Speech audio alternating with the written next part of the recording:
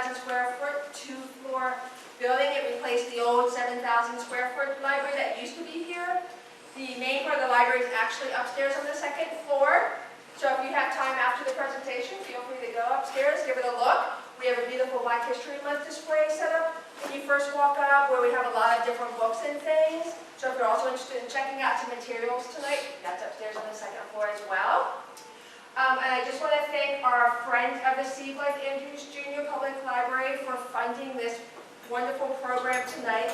They fund many of the programs that we have here at the library. They do have a bookstore right on your way out on the right-hand side where you can buy some books and DVDs. And they also have membership forms, so if you're interested in becoming a member, just fill out the form and then leave it with one of the library staff. We'll be happy to pass it on.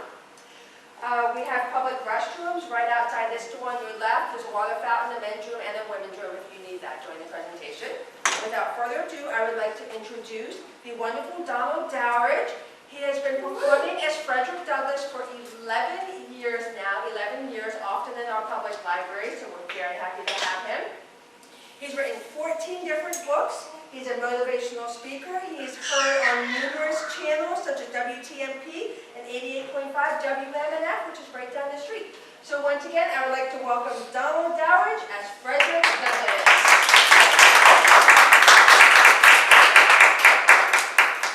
I want to, before I go into my monologue, excuse me, I'd like to thank each and every one of you all for giving up your evening to be among us this afternoon or this evening. I hope that the presentation I give you this evening, you will walk away thrilled, more educated about Frederick Douglass, my hero as well, my mentor as well, and that you will share the knowledge that you're about to get on this evening. I'd like to start out by sharing a speech that I did on July 4th, 1852. I did not do this speech on July, or should I say it was done on July 5th. I did not do it on July 4th because of the fact that I protested their independence. Their independence was not my independence, was not my people's independence. So I agreed to do the speech on a Saturday, which in that year, it was July 5th. The meaning of July 4th for the Negro. Mr. President, friends, and fellow citizens, he who could address this audience without a squandering sensation has stronger nerves than I have this day. I do not remember to have appeared as a speaker before the assembly more shrinkingly nor with greater distrust of my ability than I do this day. A feeling has crept over me, quite unfavorably to the exercise of my limited powers of speech. Fellow citizens, pardon me. Allow me to ask, why am I called here to speak today? What have I or those I represent to do with your national independence? Are the great principles of political freedom and of natural justice embodied in that Declaration of Independence extended to us? And am I, therefore, called upon to bring our humble offering to the national altar and to confess the benefits and express devout gratitude for the blessings resulting from your independence to us? Would to God, both for your sake and ours, that an affirmative answer could be truthfully returned to these questions. Then would my task be light and my burden easy and delightful. But such is not the case. I say it with a sad sense of disparity between us. I am not included in the pales of your glorious anniversary. Your high independence only reveals the imaginable distance between us. The blessings in which you this day rejoice are not enjoyed in common. the rich inheritance of justice, liberty, prosperity, and independence, bequeathed by your fathers, is shared by you, not by me. The sunlight that brought light and healing to you has only brought stripes and death to me. This 4th of July is yours, not mine.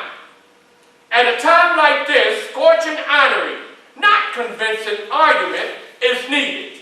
Oh, had I the ability and could reach the nation's ears, I would today pour out a fiery stream of biting ridicule, blasting reproach, withering sarcasm, and stern revolt. For it is not the light that is needed, but fire. It is not the gentle shower, but thunder. We need the storm, the whirlwind, and the earthquake. The feeling of this nation must be quickened. The conscience of this nation must be roused. The prosperity of the nation must be startled. The hypocrisy of the nation must be exposed. And its crimes against God and man must be proclaimed and denounced. What to the American slave is your 4th of July? I answer, a day that reveals to him more than all other days in the year the gross injustice and cruelty to which he is the constant victim. To him, your celebration is a sham. Your boasted liberty, an unholy license. Your national greatness, swelling vanity. Your sounds of rejoicing are empty and heartless. Your sound is heartless. Your denunciation of tyrants, brass-fronted impudence. Your shouts of liberty and equality, hollow mockery. Your prayers and hymns, your sermons and thanksgivings, with all your religious parade and solemnity are to him mere bombast, fraud, deception, impurity, hypocrisy, a thin veil to cover up crimes which would disgrace a nation of savages. There is not a nation, ladies and gentlemen, on this earth more guilty of practices and more shocking and bloody than are the people of these United States at this very hour. Go where you may, search where you will, roam through all the monarchies and dispositions of the old world. Travel through South America, search out every abuse, and when you have found the last, lay your facts by the side of the everyday practices of this nation. And ladies and gentlemen, you will say with me that for revolting barbarity and shameless hypocrisy, America reigns without a rival. Thank you.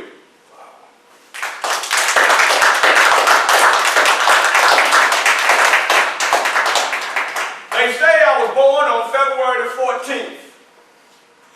That's what they say. 1818.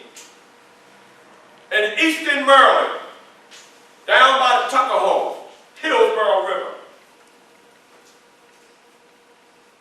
When you're a slave, you have no knowledge of your birth. When you're a slave, the animals, they know more than you do. When you are a slave, you have no justification for your life. When you are a slave, you are totally at the hands of your master.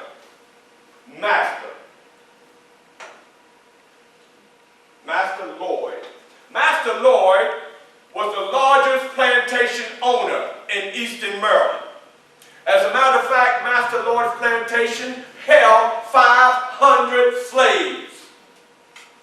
500 slaves that carried out every mission that needed to be carried out on that plantation. At the time, my grandmother, Betty Bailey was very respected.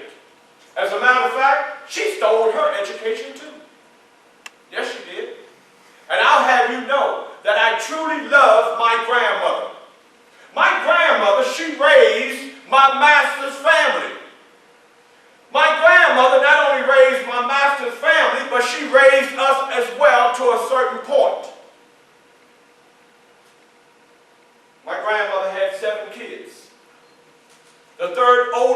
children was my mother, Harriet Bailey. Miss Harriet Bailey was farmed out to another plantation. At any given time, 3 times a week, she would make her way over to where I was located. Now keep in mind, I never saw my mother, but she would sneak over, and she had to be back to her plantation 12 miles away. But she would sneak over 3 times a week through the woods, just imagine, through the woods, with no shoes on, to come see me. And every day that she would leave, before she leaves, she would pick me up and she would rock me. And she would sing her own version of My Little Valentine. That's how I kind of figured that I was born on Valentine's Day. Now, correct me if I'm not mistaken. I've been dead for 202 years. And I came back tonight just to do this show. But I understand that Valentine's Day is upon you all. I think it's, can anybody help me? This Friday. Well, not only will you be celebrating Valentine's, but I'll be celebrating my birthday. To further along, on this same plantation, the Lord's plantation, the question was asked, who was my father? I heard of a captain. Now, keep in mind, if you're a slave and you're a black man, you do not have a boat. So right away, I dismissed the fact that my father was a black man, because all the black men that I saw, they were slaves. But it came upon that there was a gentleman by the name of Aaron Anthony. They called him Captain Anthony. Well, the light was shined, and it was revealed that, yes, he was my father. Even though Captain was my father, I still received the whippings that other slaves did as well. Now, father, I'll call him father, he had a daughter. The daughter's name was Miss Lucretia. Now, Miss Lucretia did not know or suspect that I was her little brother. But I guess it must have been the spirit, because she always tended to protect me from whippings. And when I was hungry, she always found out ways to get me some food, even if it was crumbs. Well, one day, while out playing, Miss Lucretia called me. And she said, Frederick! Frederick! So I ran to her and I said, yes, sir? I need you to go up and take a bath in the big house. The big house, ma'am? That's right, the big house. Now keep in mind, we have never taken a bath, and I'm 7 years old, never taken a bath. My only bath, sir, was down in the pond. What happens down in the pond? Well, that's where the animals bathe. That's where the animals drink. That's where the mothers wash clothes. But that's where we also would bathe. Well, Miss Lucretia gave me the privilege of going up to the 3rd floor in that big old white house. And when I got up there to that big old white house, and I walked in that bathroom, and I saw that bathtub full of clear water, oh, I was the happiest kid in the world, because I dived in that clear water. And I must have stayed in that clear water for maybe about an hour and a half. And I heard a voice from afar say, Frederick, what are you doing up there? I was bathing. Well, you've been up there about an hour and a half. Get out of that water. I said, do I have to? Yes, you do. Well, she comes up, and as she comes up, she had a brand new pair of pants, a shirt, and a pair of shoes that I've never worn before. As a matter of fact, my foot was so ate up and cracked up, you could actually take a pin and put it between the cracks of my foot. And when she put that shoe on my foot, I was happy, but I was in pain. Because those feet were hurting like I don't know what, and I reckon for a while I was walking like this. But I loved those wasn't about to take them shoes off. Oh no, I'm keeping them shoes. Well, they load me up on a cattle truck, and next thing I know, they were moving me on. They took me to a place called Baltimore. And when I got there to Baltimore, I noticed afar at the door on Philpott Street, there were three people standing there. 3 white people standing there. 2 adults and a little kid.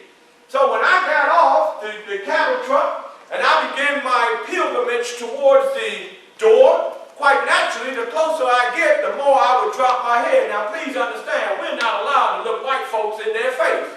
So as I got closer, you can only imagine how far down my head was, so I would not get a what? A whipping. But as I got close, and Miss Sophia, she blurted out, "Hey Frederick, how are you, Frederick? Welcome home, Frederick." You can look at me. Well, in my mind, I'm thinking this lady crazy. She want to get me a whipping. I ain't going to look her in her face. So I got a little closer, and all of a sudden I could see a hand coming up, and she put it up under my chin, and she went to lift my face up. But when she lifted my face up, I came up like this. And she said, "Open your eyes, Frederick." I said, this lady really want to whip me. I ain't going to look her in her face. So she said, "Open your eyes. I demand you opening your eyes." So when I opened up my eyes, all I could see was the big blue eyes looking at me, the big rosy cheeks, and teeth that looked like they went on forever and ever and ever. And she says, "Welcome home, Frederick. This is your new home." And I'm like, "Okay, ma'am, thank you." And all of a sudden, she moves out the way, and Mr. Huard steps in the way. Mr. Huard is her husband. Mr. Huard is the son-in-law of Captain Anthony. Now, to be honest with you, if I can tell the true story, Captain Anthony and Huard did not get along. But I was commissioned to that home.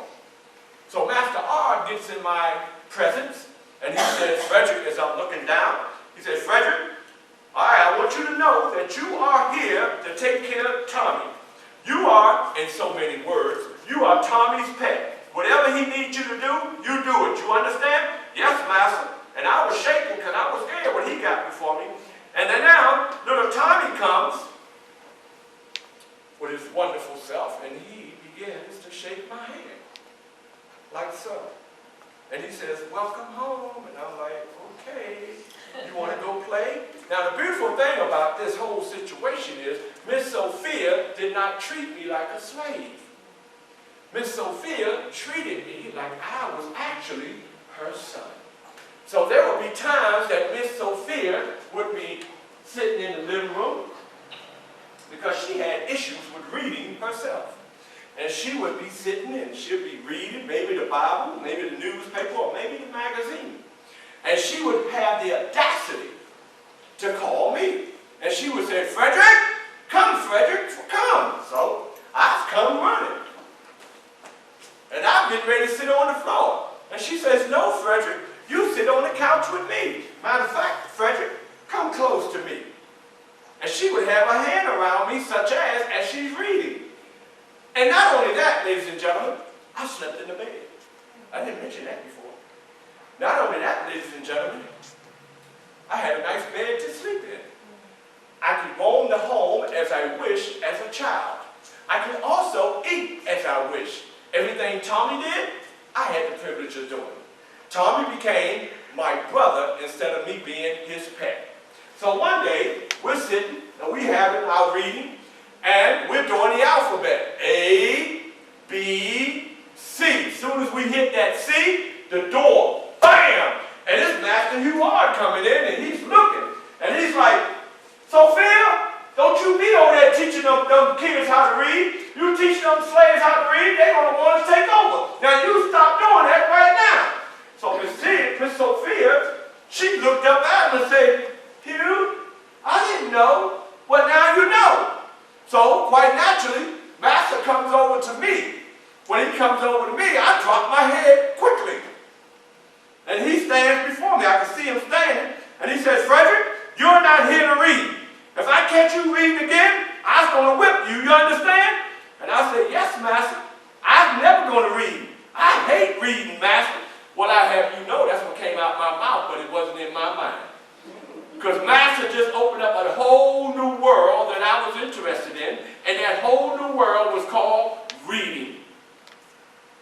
Well, as time went on, Master would send me out on errands. Yeah, he would send me out on errands, and I would go to the kitchen, and I would get bread. And I would take that bread, and I would break it up in pieces, and I would stuff my pockets. And I would go down to the store with this mashed up bread. Because I knew down at the store there were poor white boys that were hungry. And I was hungry too. But we were hungry for two different reasons. They were hungry because their stomach was empty. I was hungry because my mind was empty. So we had to barter. If anybody know what bartering system is, I am the one that created the bartering system. As a matter of fact, when I'm finished tonight, I will be signing autographs. Thank you very much. So anyway, I skip on down to the store. And as I go down to the store, and I see these white boys here, I go commit to go in my pocket, and I'll challenge them. And I'll tell them something like, I bet you can't spell hat. Now, to you all, hat is very easy. I said, I bet you can't spell hat. Well, they say, yes, we can, Frederick. We can spell it. Well, spell it then. H-A-T. And then I say, no, that ain't how you spell it. So it took 3 times for me to get it in my memory. I said, no, that ain't how you spell it. Spell it again. I dare you. H-A-T. I tell you, no, that ain't it. Spell it one more time. H-A-T. And once I know I'm comfortable with it, then I would feed them the bread. Because they done taught me a new word. The word is hat. And then I would go back home with the groceries, whatever they sent me to get. And then, as a matter of fact, you ain't gonna believe this. They started paying me to go to the store. They paid me an allowance to go to the store. How many of you all want to guess how much they paid me to go to the store? How much you think Master R paid me to go to the store? Anybody? Anybody? A nickel? A penny. That's right. They paid me a penny every time I went to the store. Well, I saved those pennies. Yes, I did. I saved those pennies until I got enough of those pennies that I could purchase my first book. My first book, the Columbian Orator. The Columbian Orator consisted of 25 speeches. 25 speeches from famous Americans such as George Washington, President Jefferson, and a few others. Edgar Allan Poe, and the list goes on. Well, I studied those speeches verbatim. And as I began to get a little older, maybe about 13 years old, 14 years old, 15, well, Master noticed, now before I tell you what Master noticed, when I got to be 15 years old, I was kind of big for my age. I was muscular for my age. Well, this is when I heard Master telling Miss Sophia that, you know, something about that Frederick. Frederick ain't talking like no slave no more. He's talking like he's got some intelligence. We're going to have to ship him off. He need to be broken.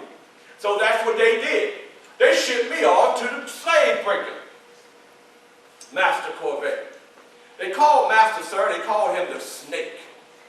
Well, the first day I entered onto that plantation, yeah, I had pride about myself.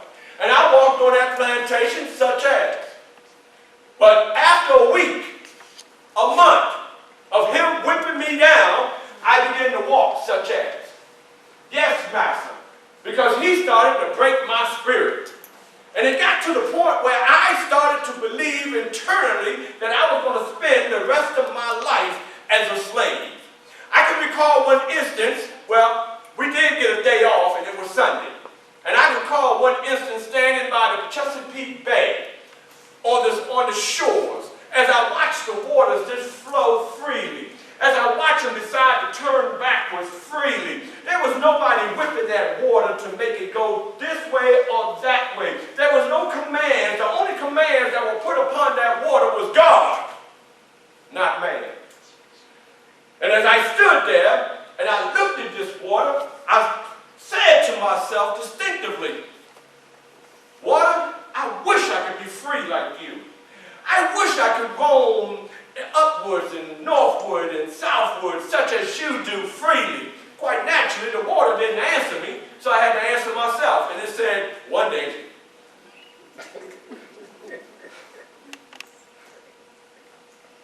Well, one day, I was out fanning the mill. There were two other slaves that were fanning the mill with me. And I began to get a pain in my side, a strange pain in my side. And as I was down lifting up the hay to pass it on to the next slave to put it into the machine, the pain began to get grossly unbearable. And the slave here said, Frederick, you best to lift up. Because you know Master Corvée is a snake. He'll come and get you. And I tried to get up and tried to get back to work, but that pain was just so overbearing. And next thing I know, I looked down, and there was Master Corvée standing over me. You know, I got even more scared. But Master Corvée came out of his mouth and he asked the question. He said, Frederick, what's wrong? He didn't say it such as, Frederick! He just said, Frederick, what's wrong? He baited me because I fell right into the trap. And I said, Master, I've got pain in my side. I can't move. And he said, well, where's the pain, Frederick? And I showed him. And when I showed him, he kicked me in my side. And when he kicked me in my side, quite naturally, I fell over. And there was a tree nearby. He reached up and got a limb off the tree, and he commenced to whipping me with it. He burst my skull right here where the blood was just flowing freely. And I managed to run 7 miles into the woods, back to Master Huard's home. When I walked into home, him and Miss Sophia were having dinner. And when I burst in the door, I said, Master, please move me, Master, please move me, because they're killing me. Master Corvé's killing me. And all Master Ard did, he just stood up and he said, Frederick, you must go back. Either you go back or I'll whip you. Now let's go. And as soon as he said, let's go, there was a pause. And Miss Sophia, she interrupted. I love her. Because she came in and she said, Hugh, let Frederick stay. And she paused. Because the next thing I was looking for her to say was, let Frederick stay forever. But she paused. And when she paused, Master jumped in and he said, Frederick, you can stay tonight. But tomorrow, you must be about your way. Well, Miss Sophia took me upstairs, cleaned me up, and allowed me to rest. But they didn't give me no food. But they allowed me to rest though. The next morning I came down, which was Saturday morning, they were having breakfast. Now I gotta let you know, I can smell. I smelled eggs, bacon. You all, I believe, called it pancakes. But those flapjacks, and that bacon, and that coffee, sir. And my stomach started growling. So much so, as I was coming down the stairwell, I couldn't even hear my feet hitting the steps because my stomach was growling so loud. And when I got down to the kitchen and I went to put my hand on the chair to sit down, Master said, no! Hit the door, leave! And all I could do was leave. Well, when I got back to the plantation, please take note of my right leg. When I got back to the plantation and I was going over the fence, here come Master. Master coming with a whip. So this same right leg, I kindly removed it and I ran. I came back. Again, attempted to go back. But Master came again. And again, I took the same right leg and I ran. And I ran out into the woods and I ran into a gentleman by the name of Mr. Ruffles. Mr. Ruffles summoned me.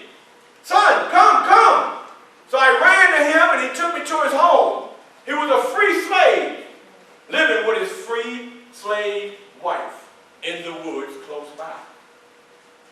Now it always amazed me how you had slaves, but nearby you had free slaves. It always puzzled me of that. So anyway, They allowed me to come in the home. When I come in the home, they fed me, gave me new clothing, allowed me to rest. The next morning, Mr. Ruffles come to me and he says, Frederick, I want you to come follow me. So I follow him out to the woods. We go out in the woods, and while we out in the woods, Mr. Ruffles begins to start digging like a dog. And he gets so far down, and he comes up with a rabbit foot. And he says, Frederick, if you don't want any more whippings, you take this rabbit foot and put it in your right pocket. I said, I don't believe in superstition. He said, well, either you take this or you get those whippings. I said, I'll take it. And I put it in my pocket. And would you believe, when I got back to the plantation, this same right leg that I put it over the fence to go forth, and who was coming? Master Corvée. But Master Corvée did not have a whip about. He said, Frederick, we miss you. Come. And I'm thinking to myself, wow, this rabbit foot really works. So as I jump over the fence, he puts his arm around me and he leads me off. And he says, Frederick, take the rest of the day off. Matter of fact, tomorrow morning, please. Oh, he didn't tell me tomorrow morning. No, he said, tomorrow morning, would you please clean the stalls? And I'm like, sure. Ma'am, I couldn't sleep that whole night because I was puzzled. I laid there and started playing with the rabbit foot because I was like, wow, you saved my life. Well, the next morning comes, and I'm in the stall, and I'm cleaning. And I notice Master's coming. He's standing at the door. Now, I told you he was a snake. He was so much of a snake, he would tell us, I'm going to the city now. I'll be back. We think he's going to the city. Basically, what he's doing, he's going to the edge of the woods. He gets on the other side of the woods, and he ties his horses up to the trees. And since the tobacco, the cotton, the corn was so tall, he would sneak back through. And if we out there playing or we're not doing our work, we turn around, who is there? Master Corvée.